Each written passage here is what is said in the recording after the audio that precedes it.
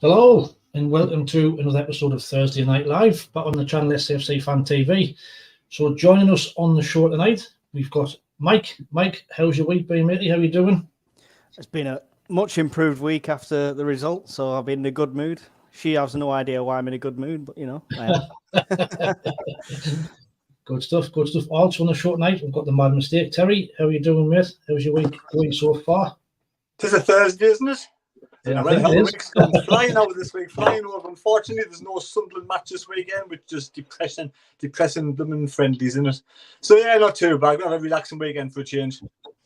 Aye, no, are you not going to bother watching the England friendlies? Or depends what I'm doing. I don't even know who they're playing and what time the games are. So there we go. As much as I'm interested at this moment in time. Nah, me and all. I don't even know whether it's a qualifier or a friendly or what. But Jack will probably tell us. Jack. Also on the show, Jack, how was your week been, mate? Yeah, I can tell you, gents. England play Ukraine on Saturday at 5 p.m. and that is a qualifier. I think it was a rearranged qualifier. We were meant to play them earlier in the year, but with the trouble in Ukraine, I think it was put back a little bit. So Ukraine at 5 o'clock on Saturday. And then I think we've got Scotland in a friendly on, I want to say, Tuesday night. So if you can call England Scotland a friendly, I'm pretty sure that's the results. Somebody in the chat will sharp put us wrong if I am wrong. Sorry, I'm tempted to watch those two. Jack. Are you watching them, Jack? Yeah, I'll be watching them. I think we're heading into Durham on Saturday, so I'm out in Durham. But the week's been very, very good. And the sun's been shining, which always puts a smile on my face. I'm all about the heat. And, of course, the wonderful Tricky Mackham's had probably the best performance in a long, long time and the best result in a long, long time, which I'm sure we're going to discuss at length. So, yeah, all's good in my world. 100% good to hear, Jack. Good to hear. Now, if one of you can have a look on the channel, my likes at the moment are saying 1,100. Now, I know for a fact that's not right. So, I don't know how many likes we're on at the moment. There's 48 watching, but my likes is not working. So, if you can have a check on that and have a look. You can see me and Terry's also got our Toffs top on. Like you know, we're sponsored by Toffs this year. Terry, do you know what Toffs are standing for? Toffee. I don't know. What was it for again? It's the old-fashioned football shirt. Oh, I remember that one day. But like we say, you know, if you head across to their website and put the code in SAFAN15, you get a 15% discount off any clothing that you like and what you want to purchase. 28 likes and rising. Good stuff, Mike. You can keep an eye on the likes. You can be our like champion. You can also get involved in the show tonight, but via the live chat, we'll try and read up as many as we can. So any thoughts you've got in there, please pop them in there. Already in there, we've got 10-pin Ben says evening. Bristolian Mackham, all right lads. Mickey Mac, evening everybody. Ryan McCormack, all right lads. Emma's in there as well. Well, hello lads, how are we doing? I'm not sure if she's still sunning herself abroad. I'm sure she'll let us know. David Jobbins says, good evening, lads. Ian Barron's check the likes there with 15. He also says, good evening, lads. Hope you are well and having a great day. And we're not melting yet. Have liked as normal. All endings in there as well. Says, hi, lads. So, before we look at, like Jack's just been on about the match there at the weekend, we'll review the transfer window. So, look at overall. So, you know, we got 4 transfer deadline day. If I'm honest, probably more than what I thought would get in. But Terry, you know, what was your thoughts on deadline day and the window, you know, overall? Well, before deadline day, I was disappointed. To be fair, I thought that you know, let a couple of players go, like Gooch go, and we thought that Roberts could be on the way out the day before, and there was rumours like say Dan Neil and Clark and all these rumours, Ekwa. So I was thinking we're going to collapse on deadline day, but to be fair, they held strong. The owners held strong. We kept all the young players. We only let one person go, which was Danny Bart, which I personally would have kept out of all the ones that went. He was the one I would have kept out of the 3 of them. I think I think we needed him more than anybody else, to be fair, because Ballard, you know, a little bit injury prone. We don't have anybody to replace Ballard at this moment in time, to be fair. The Danny Bart, for me, we could have kept him until January, I think, just be on the safe side. But apart from that, I think we did really well. Really happy with the 4 that came in on the day. Very impressed, and like I said, I think that they did well by not letting any of the youngsters go, which is the main thing. Great stuff. I mean, me included, I think we were all having a bit of a panic attack, weren't we, on the show before, and thinking it was going to be an absolute disaster, and you know we're going to end up leaving ourselves short. But you know we ended up getting 2 strikers in on deadline day, didn't we? So Mike, were you glued to the telly on transfer deadline day, or were you just taking it easy? No, I was watching it quite closely because obviously we got rid of quite a few before anything was confirmed. So I was on edge and thinking history repeating itself. It was going to be a disaster. But I'm excited about some of the players they've brought in. Look good. I'm disappointed in Gooch, not in Gooch, but in losing Gooch. Out of them all, I know Bath was a good player, but I think I'll miss Gooch as a player in the team and a workhorse more than any of the others. I'm excited to see Pembele on pitch. So great stuff. I must have been some good signs. Very quickly back in the chat, Emma says she is still away. It doesn't fly open next Thursday night. Ian Barron says the Darlington FC management team has been sacked on Wednesday. Didn't know about that. Emma says she's more good at the table, I think. Are they? I think so. Oh dear me. Emma says she's more gutted about Gooch. She had a cry when we read his statement out on the live show during the week. Stephen Martin says, hi guys, is the best skillful squad of players I've seen at the club in my lifetime. David Jobbins says, you can't beat youth. The new signing Sunderland to go in places first or second, keep the faith. Well, Jack, were you glued to the telly on deadline day, and what was your thoughts on the final day? Happy with what we got? I kept an eye on it. I wouldn't say I was glued to it, but I certainly did keep an eye on it. I had it on at various different intervals, and I was checking the Twitter feed, as probably most Sunderland supporters were, checking social media, seeing if there was any updates from Keith Downey and one or two others, and your regular go-to people that you feel you can trust. A lot of people on social media claim to be in the know. I think it's some sort of badge of honour for people, isn't it, to say, oh, I'm in the know, and a lot of people don't know anything, but you have to sift through who actually knows stuff, don't you? And no, but I think we're all really disappointed before last week, weren't we? We were saying we haven't got enough, and we're short in several areas. And I think we did have a pretty good last day, to be fair. I think that we're still short slightly. However, I think we've covered in a lot of the areas in which I thought we were short. Obviously, the striker, we got that Mason Burstow in. I don't know anything about him, but he's a loanee from Chelsea. He looks young. Hopefully, he's hungry, and he's going to come into the team and have a similar impact as Amad Diallo last year. I know he's a slightly different player, probably different style, but he's come from a big club. He's come from Chelsea, as Diallo came from Man United, and this is a chance for him to showcase his talent. So pleased with him. And particularly, as Mike's mentioned, the fullback Pembele, I'm really excited to see him. Anybody that gets games for PSG at the level they play at, he must have something about him. I'd like to think he has something about him. He's been capped from France all the way up. I think up to under 20, I believe, possibly under 21. Somebody might put me right on that. So I'm looking forward to that. The other two, Rushin, again, it seemed to be drag on for ages, that one, didn't he? But he's more firepower up front. And the centre midfielder, I'm not going to try and pronounce his name. It sounds like a chew. But I'm looking forward to seeing him. So, yeah, on the incomings, I'm very pleased with. Slightly disappointed, as Terry mentioned, with Danny Barth going. I don't really see much value in letting him go from a club perspective. I think if he wanted to go and he was really desperate to go, that's different.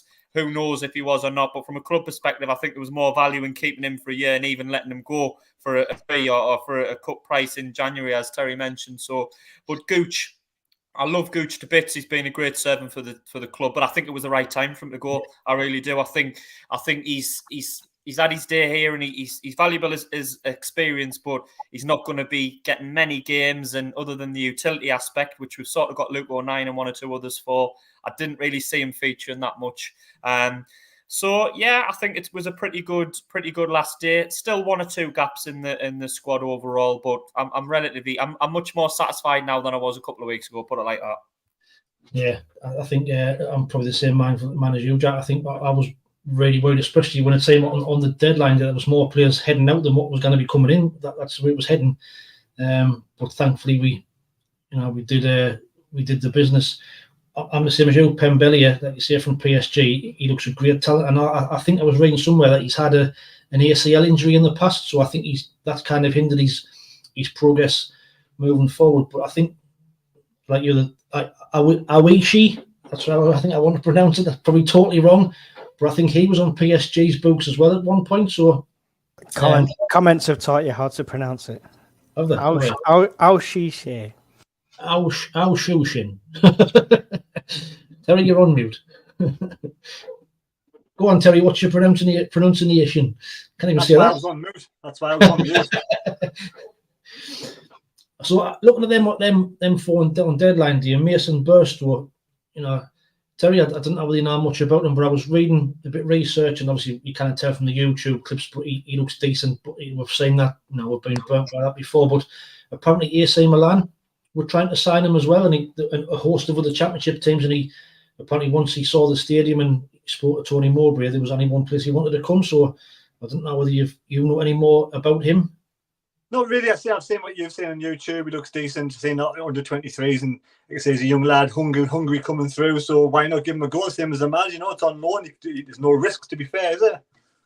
I think the Chelsea fans as well, from reading some of the comments from Chelsea fans, they're quite shocked that he's gone. They were quite expecting to be in around their first team this season. So hopefully, he's come here to do the business. Looks like he's going to be probably our main striker. He's big, and he's 6'1" or 6'2", so in the same kind of mould as Ross Stewart.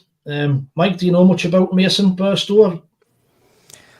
No. I only, like I say, same as everyone else, just been trolling YouTube and looking at the highlights and stuff like that. But I think he's got a lot of potential. I don't think Chelsea would have them in their outfit to begin with if he wasn't. I just hope he's as good as Ahmad, which is it's a high bar. It is. I totally agree there. I'm not sure if you've seen the report that came out, might have been yesterday or today, about Ahmad. Apparently that he was offered to come back, or he wanted to come back and do his rehabilitation back at Sunderland, but the club said they couldn't afford to take an injured player on loan. So Jack, I'm not sure if you've seen that report and what's your thoughts on that. I did see it. I did see him and linked and mention it. But yeah, he's probably on a massive wage, and even if we were only to take maybe 5 or 10% of that wage, it's not really worth it to be also paying the medical expenses of an injured player. I don't know the percentage of wage that he would play. I think the way it works is the parent club still pays a percentage, and then the club that he's loaned to pays the rest. So. But yeah, it didn't make sense financially. But I think all of our fans are itching for him to come back onto the impact he had, and the way that he played the game as well. He played like a kid on the street, didn't he? Picking up the ball and beating players, and it was just like everything was off the cuff, but it was a good off the cuff, if that makes sense. You know what I mean? Like a real talent, a little bit like a Rooney when he first burst on the scene. Maybe not on that standard, but yeah, I don't think it's ever on. To be fair, I don't know if he'll ever come back. Our fans want it, but I can't see it happening, man. I'm afraid. I'm not quite sure, I think, reading the reports, and I don't know, you didn't know if it's true, but apparently he said the only place he wants to come if he goes out on loan is back up here. Now, if in January, if he's fit and he wants to get games and he wants to come here, can you see him come back here, Terry, in January? Oh, 100%, yeah. But I mean, there's that issue with that Anthony at the moment, isn't there? So I don't know what's going to happen. What's going to happen with him? So they might need him, man. If he starts getting himself back fitness and gets a couple of games and starts playing well for Man U, we might just keep him. So I have to watch this space. But yeah, I think every fan will take him back, won't they? Really, because he was fantastic here, and I think he'll get back. And I think in combinations that last January, February, does it? So how many months will he miss if they go all the way? I never thought that. Because I think of as well. Like Mike, I guess you would take Ahmad back in a heartbeat, wouldn't we? I think we all would, wouldn't we? No brainer. Yeah, of course. Yeah. It's a shame we couldn't take him, and the club couldn't afford to take him on with the injury. I don't know if they assessed him for that to see how bad the injury was, or they just flat knowed that. I've no idea the details around it though. No, I'm not too sure, but like I say, I would love to, even if he's just around the place for to do his rehabilitation, if Man U would agree to pay all of his wages, but that wouldn't have happened. Like, but there's a bed free that we usually got an injured guy, a Scottish guy, lying in a bed, and that's free now. So that's free now. That's freed up. We've currently got 98 watching, and I think me likes us fixed to it. We're on 44 likes, so if you don't mind, please hit that like button. Try to get to 100 before the end of the show. But in the chat, David Jones said you can't beat youth in the. Oh, well, I've seen that one. Ian Brown said, "What did you bring in, guys?" Well, we're just touching on that now. Ian Brown again says Sancho is rumoured to go to Saudi on loan. I think he's had a bit of a bust up with Ten Hag, hasn't he? But that's another one that could possibly be losing. So, all in all, the transfer window. If we look at from the beginning, 11 players in. I never thought for 1 minute we'd get that many in, but I think like what Jack touched on. Would you like to see a bit more experience still brought in, Jack? I think I might have preferred to see a little bit more experience added in with them younger lads. Potentially, yeah. I mean, we're not saying that the youth policy is absolutely the way forward, but I think there needs to be the odd exception to the rule. But you could argue Bradley Dack is that. Do you know what I mean? You could argue Bradley Dack. I mean, he's only the one from the amount that we signed, but you could argue Bradley Dack's what, 28? Is he 29? And he's been around the Championship. Tony Mowbray knows him, so you know the club could come back with, well, he's an exception to the rule, but we thought it was a good deal at the time. But yeah, I think we've covered in a lot of the areas, not all of the areas. I still think we're slightly short in right midfield, personally. I still think we could have had a right midfield. I know we've got Patrick Roberts in that position, but I'm not, jury's still out on, I nearly called him Denver Bar there. I think he's still a little bit raw, isn't he? And I would like him to be integrated a little bit more. So I still think we're short there. Potentially short of a second choice goalkeeper as well. I would have maybe liked to see a bit more of an experienced goalkeeper come in, because like Patterson, but he's very young himself, and we've got youngsters. I mean, I said all of the window. I think we need a holding mid, but the way that Ekwa's starting to play, I know we're going to come on the match in a minute. I'm not, if he stays fit, maybe not. So I think that if I were in a perfect scenario, would I like to see one or two, experience and one or two other areas covered? Yes, but you don't always get the perfect window, do you? You know what I mean? You have to, see what's available and manage it as best as you can. And I think I would give it probably a good 7 out of 10. So you know what I mean? I'll take it. Yeah, nice one. Totally agree. Like I said, you're never going to get exactly who everybody wants to please everybody. But Terry, would you like to sign any more kind of experienced players, especially in that centre midfield area, or were you happy with the 11 that we got in? I'm happy with almost the 11. I would have replaced the young goalkeeper with a more experienced goalkeeper. I would have brought a more experienced goalkeeper in and not brought Nathan Bishop in. Personally, that would have been me. I'd have kept Danny Bath, so that would have been the experience and defence we would have had. And I'd probably have been sentimental, and I kept Gooch as well, so the experience is there. But we do have the likes of Luke O'Neill, who's experienced now. We've got Roberts, who's experienced, and the majority of the team have had almost a full season last season in the Championship, so they've all gained valuable experience. And I think that, centre mid, they're probably they're hoping that probably Dan Neil and Ekwa are going to hit the ground running and doing well and not get injuries, because if one or two of those possibly get injuries, we've only got this new young lad. But Evans was probably the one with the experience that will come back eventually towards Christmas time. To whether he ever gets back from the ACL at his age, I don't know if he'll ever get back and being able to do that sort of Championship level again. But Matete is another one in the centre midfield. So we kind of hope really that Dan Neil and Ekwa don't get injured, because if one of those two get injured, we kind of struggling a bit in centre midfield, to be fair. Aye, that's it. And I forgot about Matete here. So that's another one to come back. Like you say, at this moment in time, we are probably quite light in there, aren't we? But out of those 11, and they only signed on deadline day, but out of the previous 7 that we signed, up until deadline day, we've only seen, Bellingham and Bradley Dack and a little bit of Luis Semedo. So, Mike, is that a bit of a worry that we haven't seen the other lads make much of an impact than what we probably might have expected?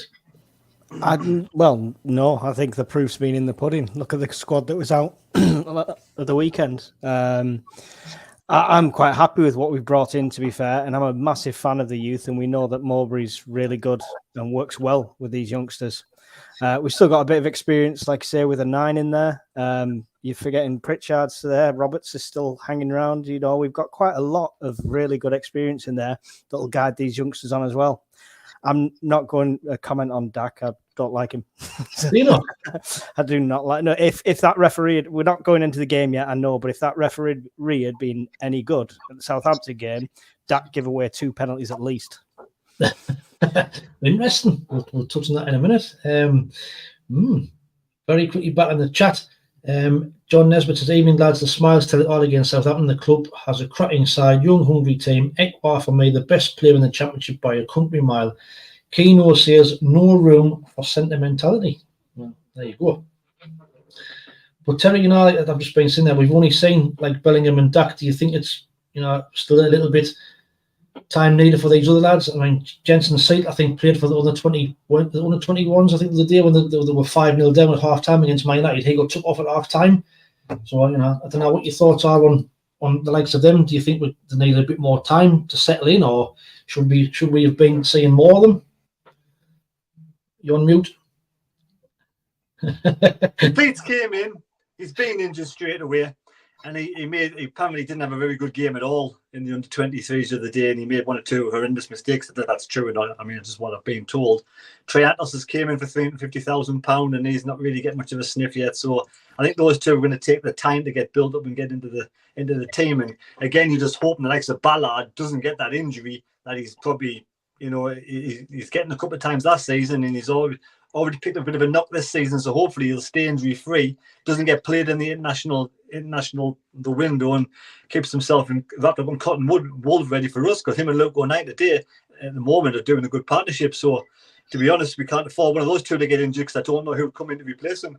Because I probably have to give Trent a go, because I don't think Slate's even anywhere near fit enough, to be fair, at the moment. No. But yeah, I hear what you're saying about sentimentality and everything to Gooch. It's kind of half tongue in cheek with us, end of the day. I wasn't his biggest fan in the world. At the same time, I appreciate what he did for the club and how he's come through the ranks and always been there. And I wish them all the best at the end of the day. So, but yeah, I think the youngsters are pretty good, and I think, like I say, I think that I thought Dak was getting better, but I obviously never seen the two penalties that the young lad saw there, because I mean, I probably had about 4 pints by the time the match started.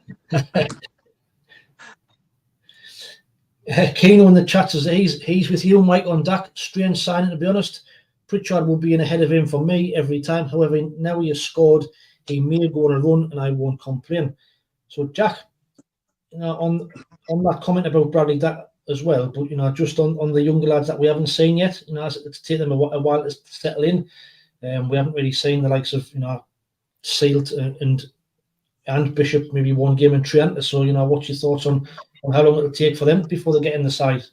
Yeah, well, I watched Triantis he played at Hartlepool, and he didn't cover himself in very much glory at all. We conceded 5, and he looked a little bit shaky, slow on the turn. Concentration wasn't great, not great on the ball. So, I mean, it's really early days, so I certainly wouldn't be given too much of a sort of opinion of him from one game. Bishop, again, barely seen him. He is what he is. He's a definite number 2 behind Patterson. I'm not sure whether it's a great idea to replace a young goalkeeper with another young goalkeeper. Not replace, sorry, keep a number 2 for a young goalkeeper behind a young number 1. Have them both young. I think you might need one of experience. That would be my personal opinion. But again, haven't seen much of them. So I think it's important not to sort of rule these lads out and give your opinion on them straight away, because ultimately they're very young, they're probably raw, they're going to need a lot of training, a lot of polishing on the training pitch, and they're going to need games, and you're going to have to allow them to make the odd mistake. Do you know what I mean? Mowbray's mentioned it a few times. You can't play a young squad and plan for the future and develop them and not allow the players to play and give them the odd mistake and say, yeah, you know what I mean? They have made a mistake. They are young. So I think our fans are just going to have to be patient and accept that, if they are playing and they are a young team, there is going to be the odd mistake made. So, yeah, I think, that's the policy that we're going down. And I think we're going to have more hits than misses with this type of transfer. So you've just got to put your faith in them and hope for the best. That's it, yeah, and it's also a shame probably why we got knocked out with the cup so early, because that was the kind of the competition where these young lads would have probably been given the chance to shine. So it's a shame we got knocked out in the first round. But now we've made 11 signings. So Bellingham, Triantis, Semedo, Sealt, Dak, Mayenda, Bishop, Burstow, Ruzian, Pembelia.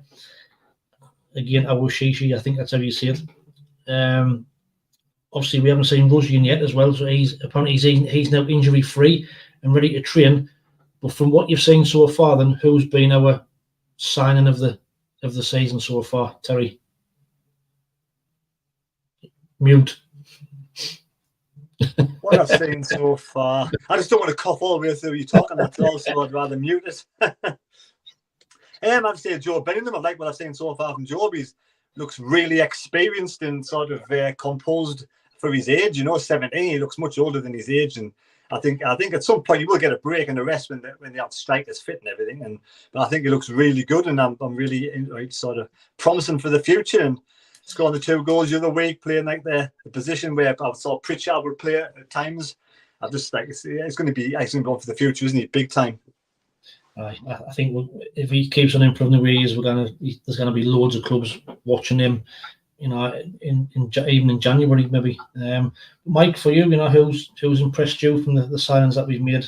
I'm with Terry on that one, I'm afraid. Yeah, Joe just absolutely superb, and especially for his age, just looks amazing. To keep hold of him as long as we can and watch how he develops. I love Ekwa. He's making impacts and things like that. But yeah, Bellingham is the one for me.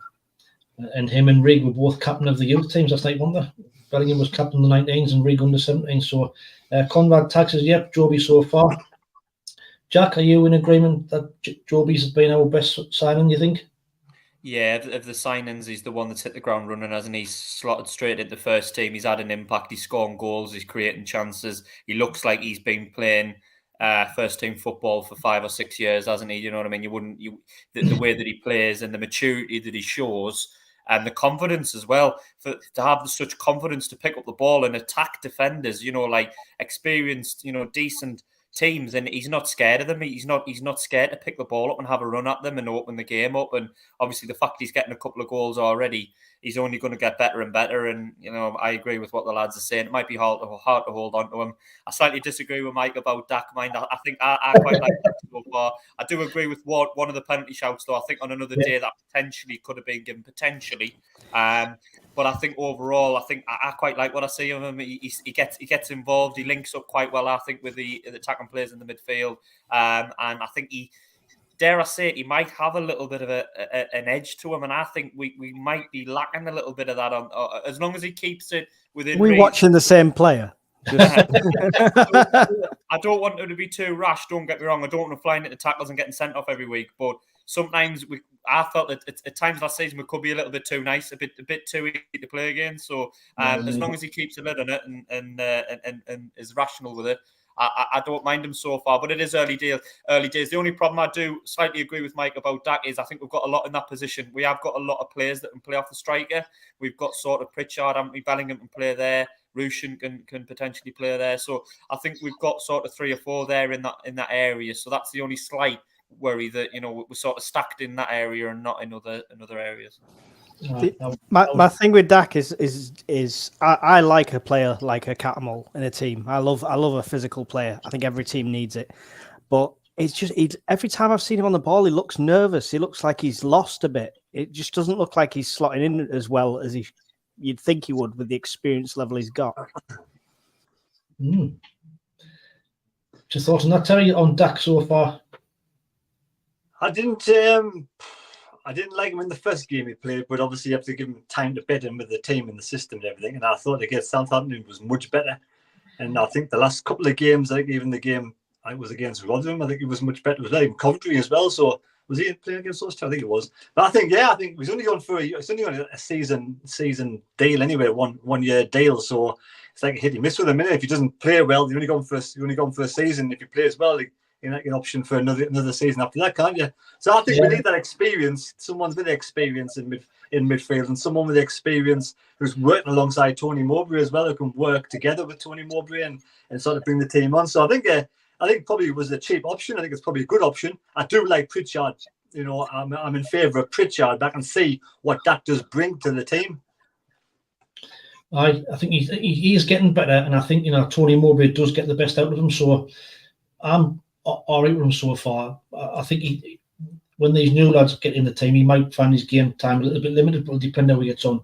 The thing is, in that position, Wayne, you're going to have likes of Dak and Pritchard, and you know the pair of them won't last 90 minutes, so they're both going to get a game at some point. So I mean, Pritchard might get 30 minutes and Dak might get 60. Then if Dak has an off game, Pritchard might start. Dak might get 30 minutes. So either way, they're both going to get a game, and they've both got chances to impress, haven't they? Really.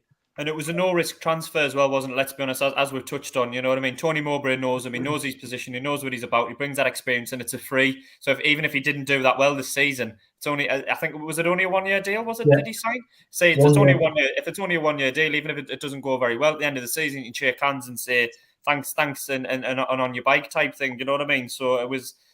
You know, it was spoken about quite a bit beforehand, wasn't it? And it's you know, everyone says, "Yeah, I'll go back in for Bradley Dak." So.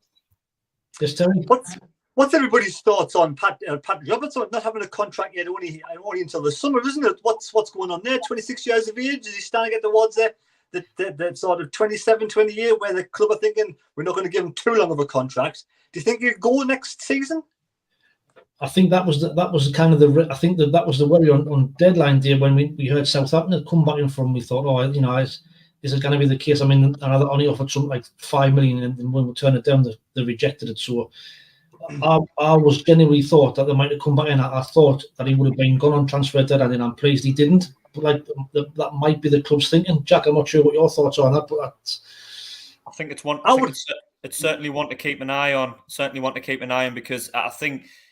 I mean, I can understand why Southampton sort of tested the water. I think that was all it was, because I said before, I don't think Southampton were really, I don't think they're really that interested in him, but it might have been a test of the waters to, oh, well, if we're interested in you and you're willing to run your contract down, we get promoted next summer.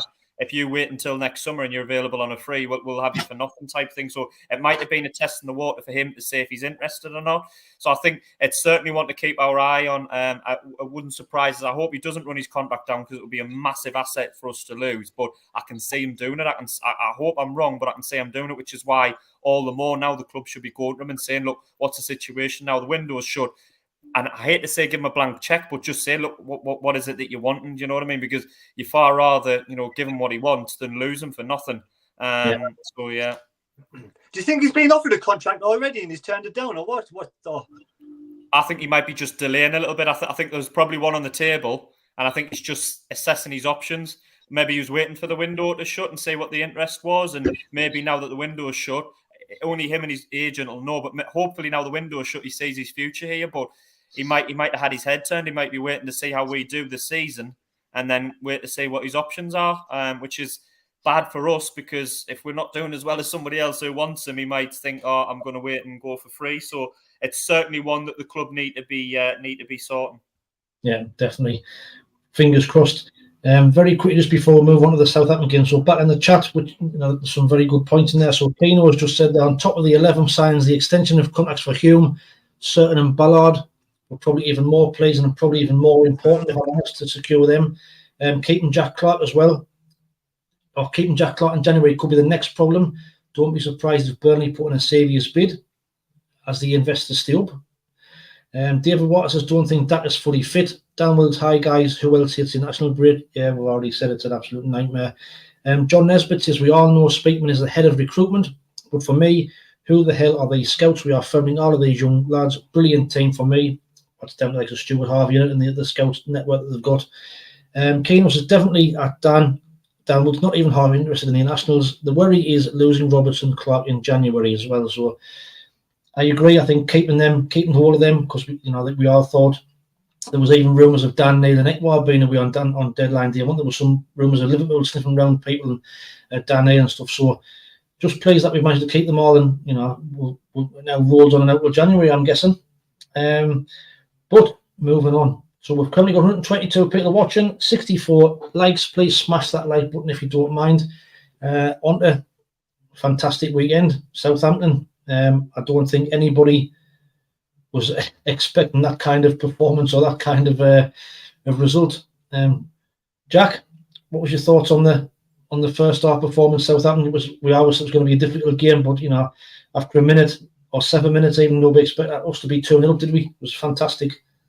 I certainly didn't predict it. I think I predicted we would lose last week, so I got that completely wrong, and I was glad to get it wrong. No, we were fantastic. I actually missed the first goal. I was still queuing to get in, and I heard the cheer go up, so that's my own fault for leaving it too late, probably. But no, we were excellent. The first half, the intensity that we played at, the speed at which we got in behind them. I think we were helped a little bit by Southampton's naivety as well, because I don't think they realised how decent of a team we were and how many attacking quality players that we had. They let us run at them a lot, didn't double up on Jack Clark, and let our main players get on the ball, and it was to their own detriment. But no, we were excellent. We created plenty of chances. Ekwar was phenomenal, absolute machine in the middle, not just creating chances and scoring goals. He put in several top tackles to stop them. And yeah, we let them have the ball pretty much, not all of the time, but a lot of the time, and then got the ball and did a lot more with it and got in behind them and used our speed to our advantage. And suddenly we were 3-0 up before we knew it. Three very well taken goals in the first half. And I think the keeper maybe could have got one of them from Eckler, to be fair, possibly the Chris Rigg one at the end. But no, we were absolutely phenomenal. It's probably the best we've played in a long, long time. I would say that 45 minutes, and probably the overall as well, the overall 90 minutes. But to be 3-0 up at half time, I was pinching myself. Especially against a team like Southampton, what was absolutely, I mean, the atmosphere, once you get an early goal, the confidence kind of ran through the team. And Mike, what was your thoughts on the first half performance? Couldn't be any happier, could you really? No, not at all. It was nice to see. It was like reminiscent of really old Sunderland, like going back years, just because they did have the majority of possession, but every time we got it or we worked for it, or every time we lost it, we were working to get it back, and it just looked like all the players wanted the game more. And I'm sure a lot of fans are like me. The one thing you want to see, whether you lose 1-0 or win 5-0, one thing you want to see from a Sunderland team is passion. And I think that's the most passion we've seen in a game. Every player looked like they wanted it. Whether that's because new signings are coming in and they're fighting for the place, I don't know. But it was just lovely to see. Every time we got it, we looked dangerous. Yeah, 100%. 100%. Terry, it was a fantastic performance. I think we all thought that, Pritchard might come in for Abdullah Bar, but Tony Mowbray kept faith with Bar, and to be fair, he had a cracking game, but in particular the first half, he had a cracking game, didn't he? So, thoughts on the first half? Yeah, well, I predicted a 2-1 win, but in heart of hearts, I was kind of expecting it to get beat, and when they got a corner in the first minute, I was thinking, oh God, here we go, and then the counter attack was superb. Took me by surprise. I mean, then to be 2 up in the first 7 minutes, it was like, what am I watching? I'm actually watching Sunderland or what? I think it's the best game I've seen since we've dropped out, I would say, of the Premier League, to be honest, because, I think it was just an all-round superb performance. I think every player to a T performed. Everybody got stuck in. There was passion, togetherness. When someone scores a goal, everyone's over there. You can see that they actually are together as a team, and they all will each other on. They're all happy for each other. Jack Clark actually looked really happy as well for once, Sometimes you're seeing in pre-season a bit moaning around and arguing with the referee and that, but on Saturday for the first time this season, I think he looked really happy and sort of scored a goal, so he would be as well, but he just like the whole team performance. And Ekwar, like I say, in midfield, scoring the 2 goals from just outside the penalty box, absolutely, he's getting better with each game. Compared to when he first came to now, it's improved so much, and that's just I'd say it's all to the coaching team, to Tony Mowbray bringing this young lad on, and him and Dan Neil in the centre look at a decent partnership now together. Do look a really good partnership, and now for other players to get into this team is going to be difficult. Abdullah Bar was chalk and cheese compared to Coventry. He was all at sea, or he was a different character altogether. Like something just clicked into place, and he was all over the pitch. He was jumping up a height. He was just bouncing around on the floor, getting back off again. Never stopped running all the game. Absolutely fantastic performance. Jack, do you want in there?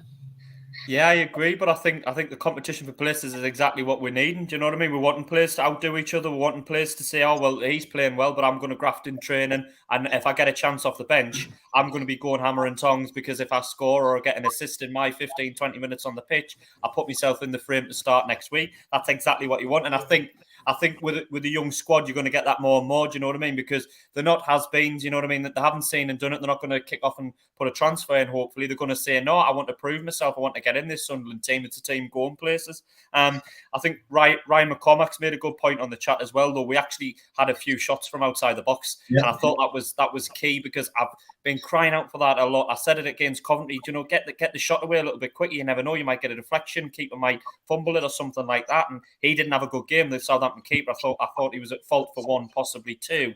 Maybe having a shot now and again will work in our favour. Do you know what I mean? It certainly helped on Saturday. Well, like you say, we've been crying out for that for years, and Ekwar seems to be the one who's took that on and not scared to shoot. And see, he got his 2 goals out of it. Mike, did you want in there? I was just wondering how many pirouettes it takes to get off the bench. 3 in a row, is that? Very, very. We'll touch on that in a minute about the second half. Great. Keno says, I think we are capable of doing that, and just a shame we have not done it more regularly. Have we learned from last season where we were perhaps trying too many passes and waiting in? Yeah, well, what it's correct. Ben Ellison Ski 2020 says, hi everyone. Mickey Max's only downside of that game was Luke O'Nine's lob. Should not have dropped it under the bar. I should have done better. So, we're going at 3-0, and you think You know, they're going to come up and have a right go second half. You know, they couldn't be as bad, or could we be as good for the second half? But we actually come out and it was just the same type of performance. I think it was a Tony Mowbray, masterclass of tactics. You know, it reminded me a little bit of when Stoke beat us 5-1. That kind of tactics where every time we counter-attacked, it looked as though we were going to score. So Jack, second half performance again, we just followed on from the first, didn't we? It was just great to see. Yeah, and what impressed me the most was that's how that manager would have teared into them. Russell Martin would have tore into his players. He would have completely ripped them apart and says, whatever you do in the next 10 minutes, you get a goal and get us back in this game. And you know what would have happened if they'd got a goal? The crowd would have got a little bit nervous, even though we'd played so well and the 3-1 up, would have thought, he would go again, he's Sunderland, typical Sunderland. And he would have given them a kick up the backside. And what happened within 5 or 10 minutes? We were 4-0 up, and that fourth absolutely sealed the deal. They're not coming back from 4-0 with half an hour to play. So that was really impressive that, no, our mentality didn't shift at all. We didn't take our foot off the gas. We didn't get complacent.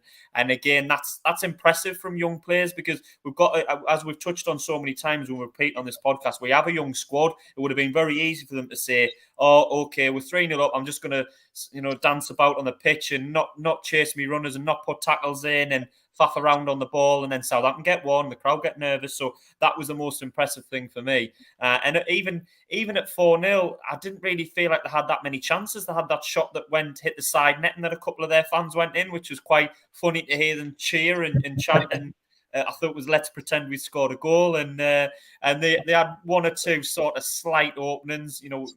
Mike's touched on the fact they could have had a penalty, possibly could have. But other than that, it was an excellent second half from us. And the icing on the cake was young Chris Rigg coming off the bench and getting the 5th goal. That was just brilliant. I thought the day couldn't get any better. And then the young lad coming off the bench and scoring in front of 40-odd thousand supporters, that was just absolutely brilliant. And the sun was shining. It was just a perfect day, wasn't it? Perfect. And I think he did about 4 celebrations in one, didn't he? Didn't know what to do. Terry, second half performance, we've just been mentioning there, it's nice to see us put a complete performance in. For a long time now, we've been a one-half team. We either wait till we go a goal down, or we, like Burnley last season, where we 2-0 up at half time and get beat 4-2. So nice to see the complete performance. And like Jack said there, the substitutions, Dewey coming on, Chris Rigg coming on, and stating a claim themselves for future games. Yeah, every player did the bit completely, didn't they? I mean, everyone was thinking, Burnley 2-0 got beat 4-2, whatever that was. But at the end of the day, I think Southampton weren't that great on the day. I think Southampton did themselves sort of no justice. Like, we played really well and they underperformed as well. I was kind of hoping for an 8-0, like they gave us a few seasons ago, but we couldn't get those last 3 goals. But to get that goal straight after the break, that was the one like really broke the camel's back. One of it was like just 5 minutes after the break, and just dacked the score, and the crowd was bouncing again. The players were caught a hoop, and your heads were right up there, and they put their Southampton heads went down, didn't they? They went down, and they didn't look like scoring, to be honest. Southampton, any time in the second half, for me, even the majority of the first half, they didn't really create that much to have any opportunities to score. And like I say, it was just an all-round fantastic performance that just kept it going. All the way through. There was no drop in the tempo. We just kept the ball well, passed the ball well, and Chris Rigg to score his first league goal, in front of 41,000 fans. Absolutely fantastic, wasn't it, really? Let's face it. I mean, imagine being 16 years of age in front of 41,000, just at school still, scoring a goal. Absolutely fantastic. He seems to be like Job, way beyond his years, isn't he? And I think the two of them are kind of best mates. You see them after the pitch, they were both jumping and celebrating together. So great to see. Currently on 117 watching, we've got 80 likes. We've got 15 minutes to get to 100, so smash that like button. Very quickly back in the chat. Colin Major said, did anyone see the young lad on Jalsey and Steve? The only one that predicted us to win 5-0. Fair play to him. Let's hope Jalsey's giving him a good present. SAFC Upload says, hi lads. Also says, love your vids, mad mistake. So there's a big praise for you from SAFC Uploads. Ryan McCormack says, Rigg and Dak goals confidence boost. Keno Emia scoring would have been the cherry on top. Ian Graham Ballard not fit to play for Ian Ballard's apparently returned to the club. Mike, so second half performance, your man there, Dak, kills the game off. So what was your thoughts on the second half performance? It was a good lucky goal by Dak, yeah. No, I'll give him the benefit of the doubt. It's just I'm nervous when he's on the ball. That's the only thing. What I liked about the second half, the substitutions came on at the same sort of mentality and the same pace.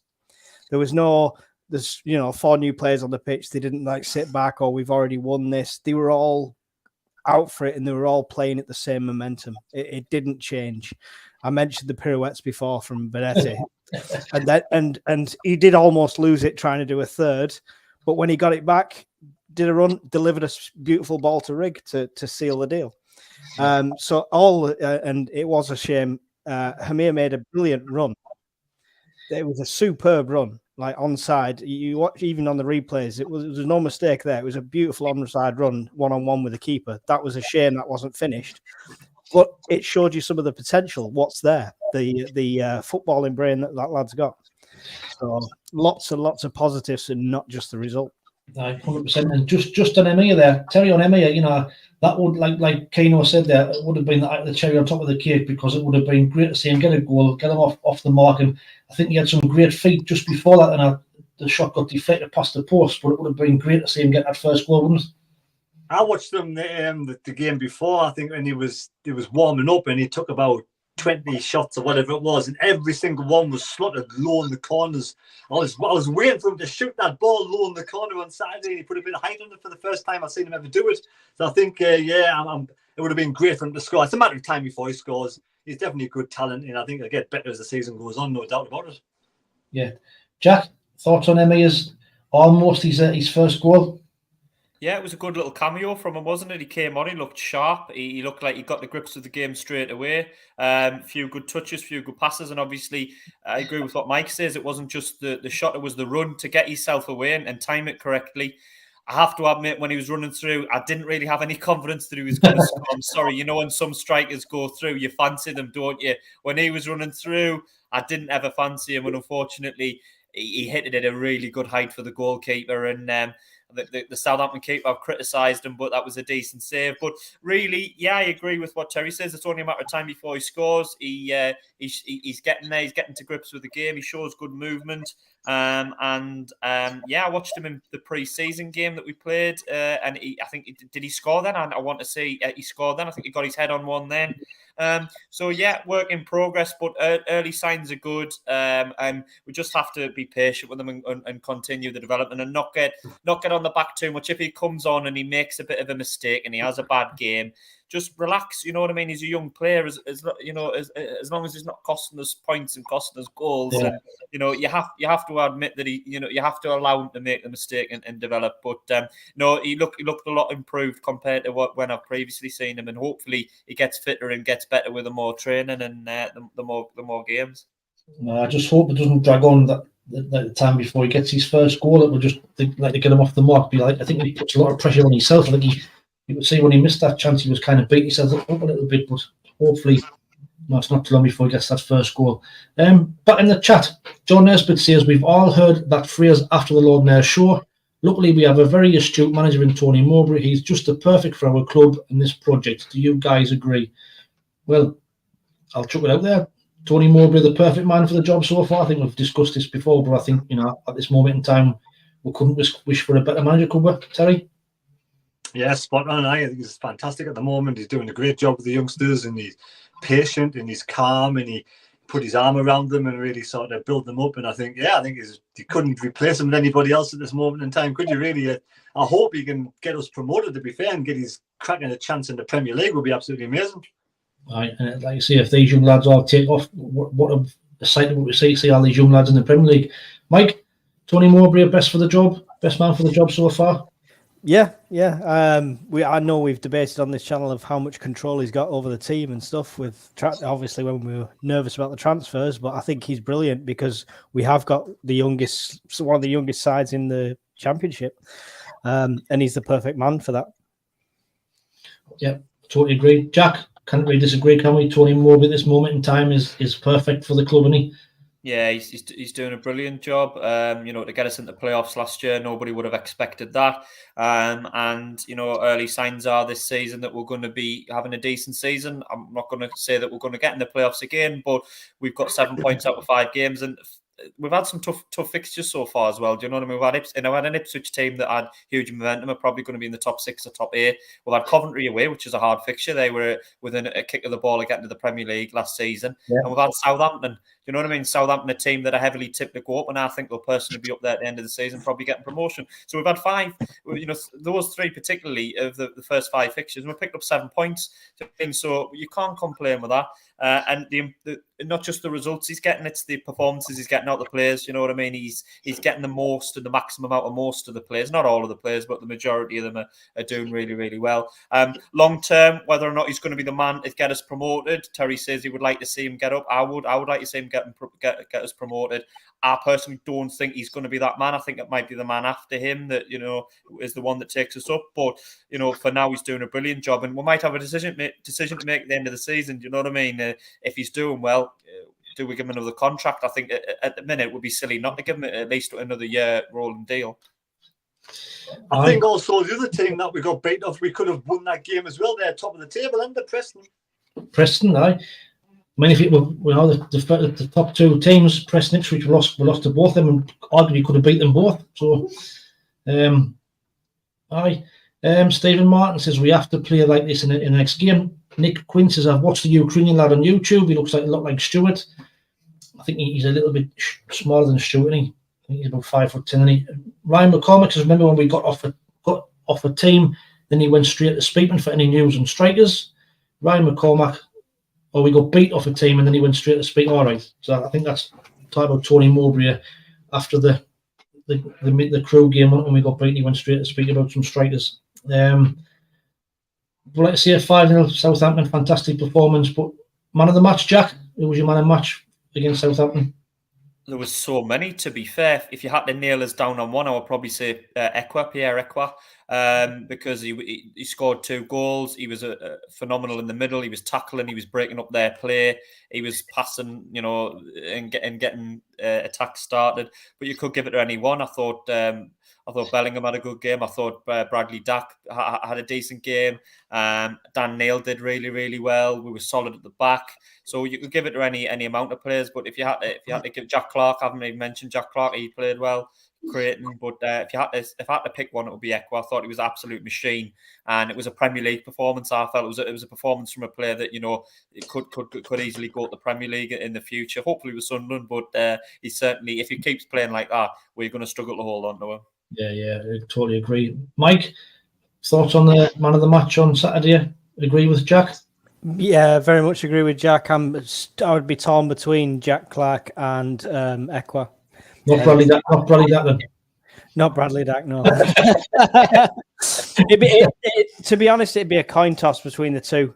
They both did really well. They both made 1 or 2 mistakes.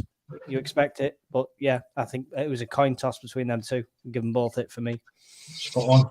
Terry, are you in agreement? Pierre Ekwa, man of the match? Yeah, I also thought Danny Ballard had a good game as well in defence. Showed his experience and his worth in defence. But yeah, I'll give it Ekwa as well. Nice one. I actually give it to Jack Clark. I thought Jack Clark was unplayable on Saturday, and Ekwa was fantastic. But I just thought Jack Clark, for all the reports that he's been unhappy and wanted to be away, that was just a performance of somebody who was loving life at Sunderland. I just thought he talked to them every time he went forward, so I'll give it to Jack Clark. But like I say, you could have given it to a number of people. I thought the whole team from 1 to 11 and the subs all played very, very well. Conrad Tank agrees. Pierre Ekwa, Tony Huntington, to replace Tony Moore, you would need find a better manager wing for similar wage and control or lack of in the transfer window. I can't think of one. James Nesbitt, I rest my case. Ekwa, man of the match. Clark, a very close second. Sunder Freak says Trey Hume needs a mention. Again, Trey Hume was very good. Keno, I know it's probably a bit juvenile, but Jack Clark needs a song to show how much we appreciate him. Alan Carr, decent performances all around. Mickey Mack, you didn't secretly work for Skyway, do you? I'd love to get a job on Sky. Doing a bit of wages than I'm on now. But anyway, if we look at last 5 minutes, if we look at a bit of a review of the season, where we are, we got to that bad start, didn't we? Lost the first 2 games. There was quite a bit of doom and gloom around, but we've got 7 points from the first 5 games. We're currently sitting in 9th place.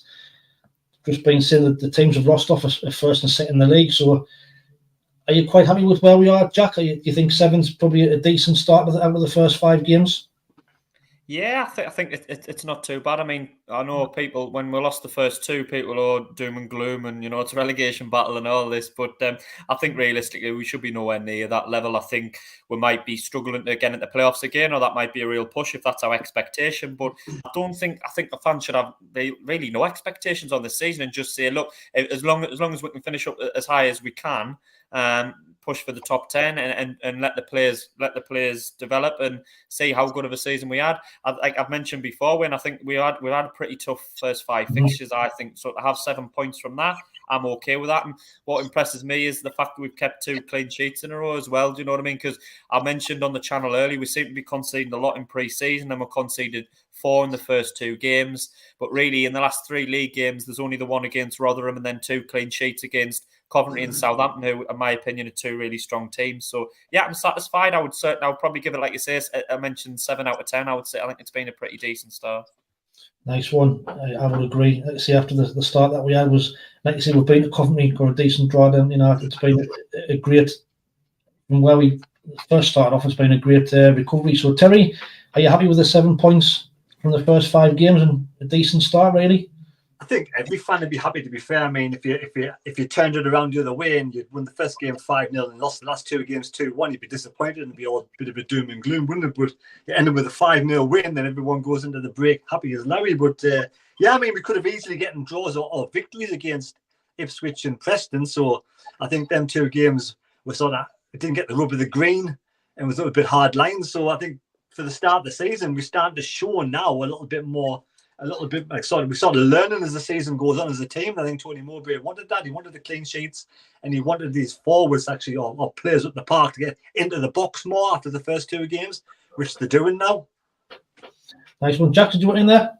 Yeah, just quickly, I think I've looked at September's fixtures as well, and I think September's a chance for us to get some points. I'm looking at those fixtures. QPR away, I think we should be looking for 3 points there. Blackburn, possibly a point, but then Cardiff at home and Sheffield Wednesday away, I think we should be looking for 6 points there. So September, in my opinion, for these 4 league games this month, really good chance for us to get some points on the board, and we should be looking for minimum, at the very least, 2 wins out of 4, I think. I mean, I've talked about, low expectations, but I think, really those are games we should be looking at to try and win. Yeah, 100%. I was going to touch on them games, like you say, on paper, it looks a decent month for fixtures-wise. Mike, happy with where we are so far? 9th place after a poor start. We've got to be happy with that, haven't we? Yeah, I think there's a bit of turmoil at the start of the season in general, wasn't there? With the club, with ticketing, with the players, with no strikers, with injuries.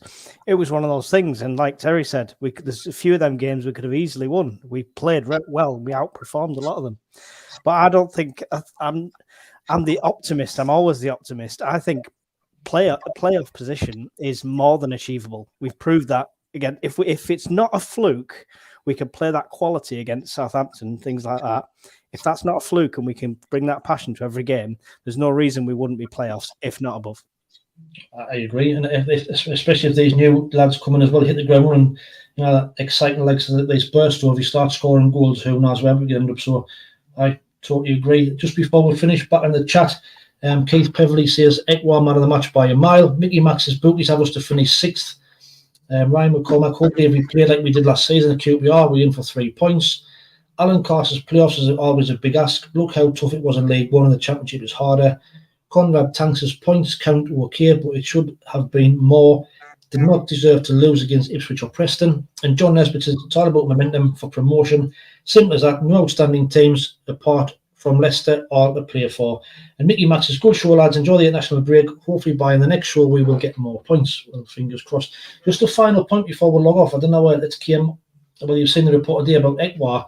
Apparently West Ham's got a 35% sell-on clause. Now, if we do sell him in the future, that's going to mean we have to get a hefty fee before we make a decent profit, isn't it, Terry? Yeah, well, if it's true, but I mean, we also, I think if he plays 20 games, 30 games, 40 games, they get more money that way as well. So, at the end of the day, that's the chance you take when you take a young kid on, isn't it? We see the potential, and obviously they think that there's obviously potential there, so they want a slice of the cake later on, don't they? At the end of the day, I'd rather have them here with what we have and keep them for a few seasons. I'm not bothered about the 35% sort of sell-on clause. I want him in the side. I want him in the side for maybe 3, 4, 5 seasons if possible, you know. It'd be worth paying the money for it, regardless of what it is. Jack, thoughts on that sell-on clause for Ekwa? Well, if it's true, it just means we have to drive the price up if we do want to sell him. Do you know what I mean? If a team wants to come in for him, we just say, well, look, our valuation of him is, say, 15 million, but because West Ham are getting 35%, you're going to have to pay another 7 million or 10 million or whatever. And if a team really wants him, then, you know, they have to pay through the nose because, you know, West Ham benefits West Ham and benefits us. So that's all we'll have to do. If we are in a position to sell him, it just drives his price up.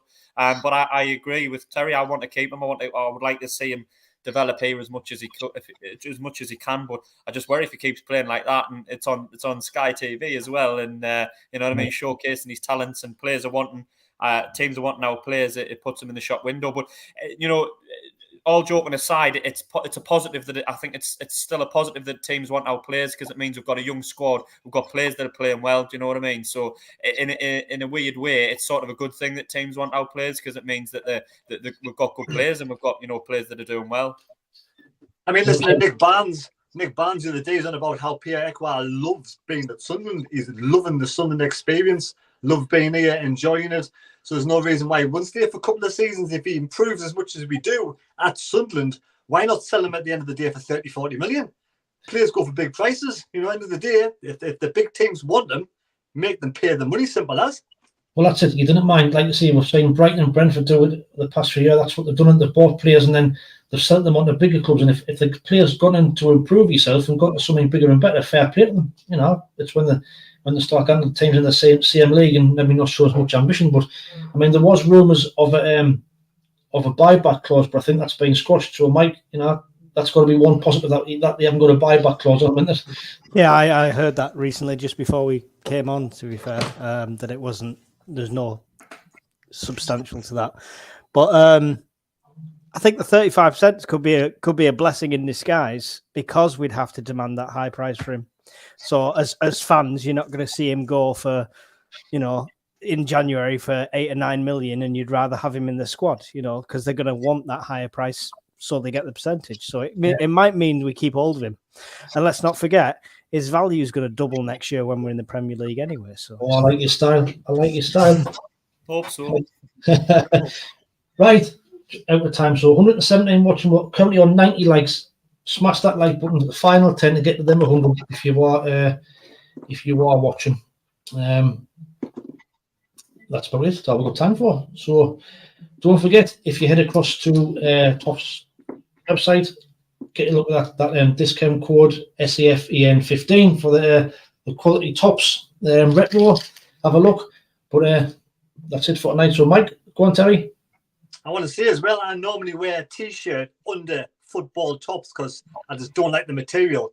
This material I decided to wear bareback tonight, and it's really, really nice. It's nice material, honest to God. Does it feel nice against your skin, Terry? It does. It feels sexy against my skin. Absolutely sexy material, this. Love it. Right. On that note, Mike, do you want to say... Well, worth being free of charge.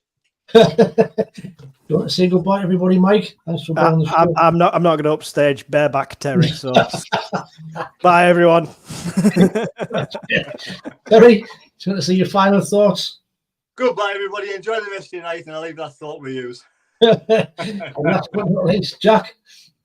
Yeah, try and enjoy the boring international weekend. I know it's hard, but yeah, and we'll see everybody later, lads and lasses. Nice one. Like I say, thanks for watching. Thanks to everybody who's putting comments in the chat. Try to read out as many as I could. We're on 95 likes. We're almost at that 100. But until next time, thanks for watching. We'll see you for the next Thursday for previewing the QPR game probably. But until then, we'll see you all later. Smash the